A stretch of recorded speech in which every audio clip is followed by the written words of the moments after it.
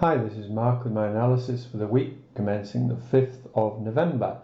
Now, 10 days ago in the live training session, I showed folks that if you were interested in catching Bitcoin, but you didn't want all the faff of the wallets and the hassles of moving it around, how you could use MicroStrategy.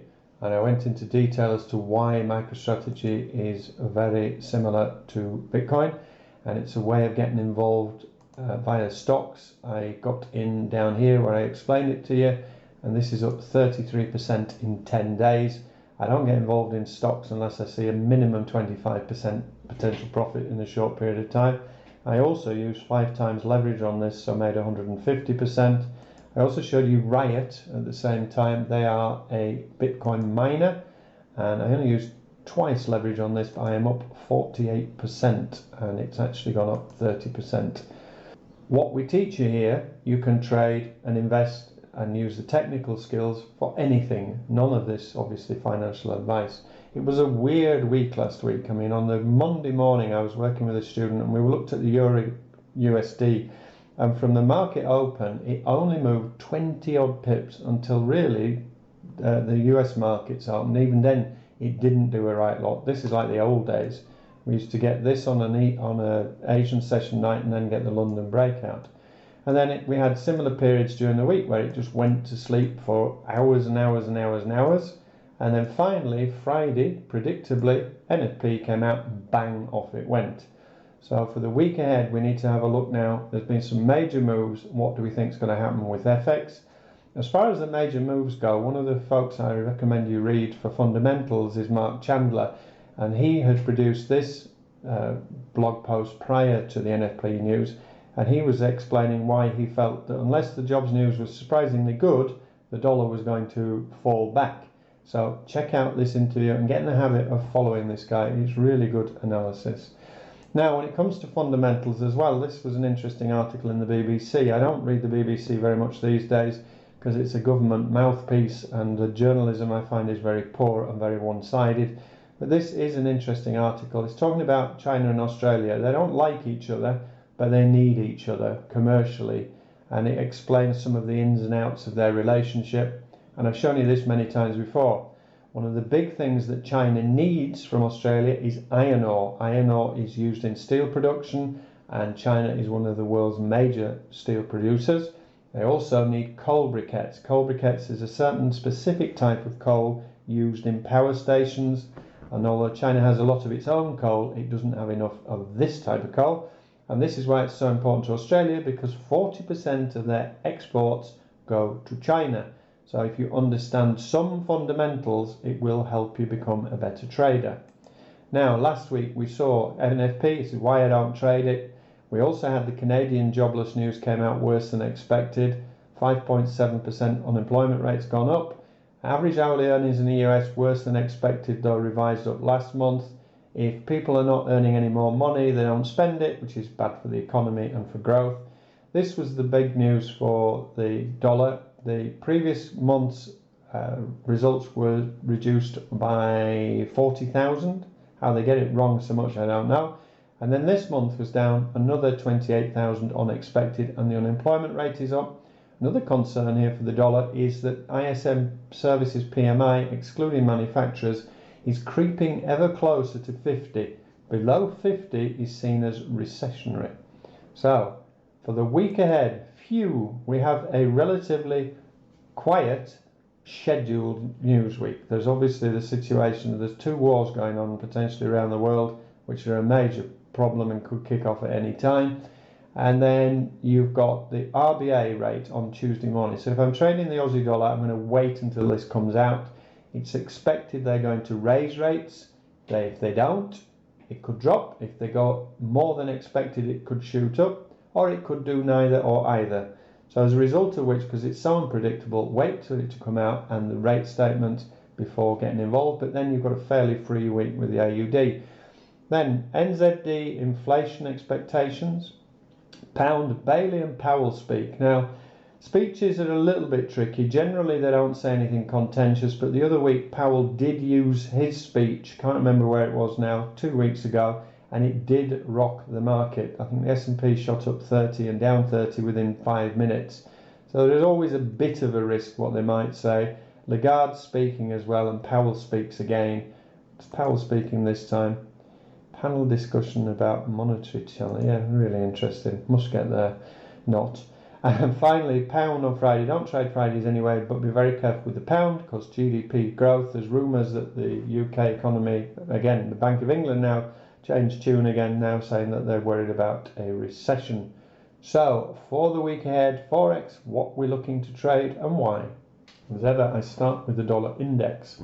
And last week I was showing, we're working with a private client Monday morning, I was saying, look, my focus for the week, it's been trapped for 5-6 weeks in a range. So we look to short the dollar at the top and we look to buy it at the bottom, or we look to buy the euro, etc. versus the dollar here and vice versa. So I did that last week. I actually shorted this dollar Swissy early in the week and had a small loss on it, but then did catch the CAD, I think, later, and also a trade on one of the majors. Now it has broken a significant area, and therefore we have seen significant breaks on many pairs. The issue now is going to be what happens Monday, and I would personally wait. I'd probably wait till Tuesday before trading this week. The Swissy broke, but it stopped to the pip at the daily 55 EMA. My bias is to short, but I need it to break and close clearly below here, then pull back into the area to think about shorting. And for the euro, similar scenario, shot up after the news, stopped to the pip at the weekly 55. Is it going to go up or down? I have no idea, and if I have no idea, then I shall wait. What I'm interested in, if this can break and close above this 255, we have a lot of fresh air for a run back up to 110.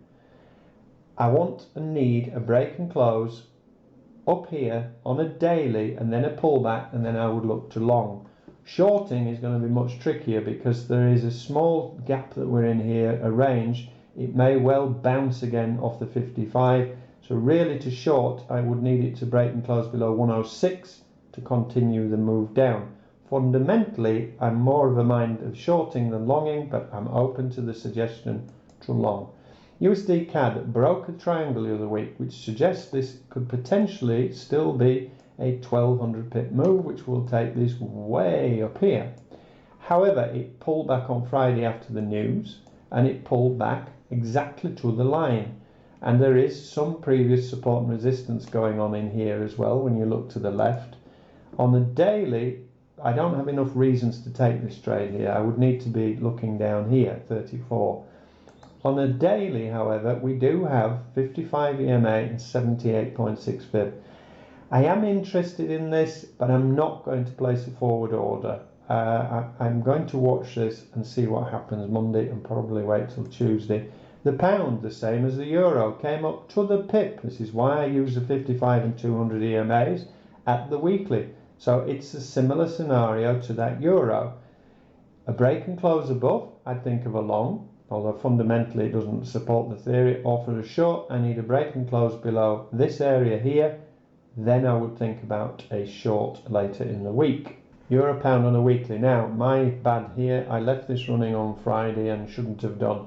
It's just a limit order, but I am still interested to take this in the same place. Again, I'm going to cancel this and wait and see what happens, but out of all of the pairs, this is the one I'm most interested in taking and may take on Monday. It doesn't make sense. This happens quite often. This is a dollar move, so the dollar NFP news is worse than expected. That you would expect that should affect the euro and the pound equally, and yet the euro pound has dropped. There's multiple reasons here to want to take a long. I'm kind of thinking this is a B+. I'm going to watch it at the open, and I'm certainly going to be interested to take it. This is quite probably an overreaction. Multiple reasons for the stop. Good risk reward ratio. I'm risking here 30 pips, and on my live account I had two trades, one set with a 50 pip, one with a 30, and a potential 1 to 2, 1 to 3 risk reward ratio. Euro New Zealand, again, shouldn't have left the order in, but this is a big area. Multiple reasons. If this pulls back, stops about 70 pips I think I have on my live account, which is about the limit, but this could be a 600-700 pip move.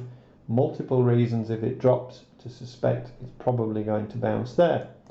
AUD has just mentioned the news. Now, if this was to shoot up here on Monday, Tuesday after the news, then I would be interested to short again at 66.80.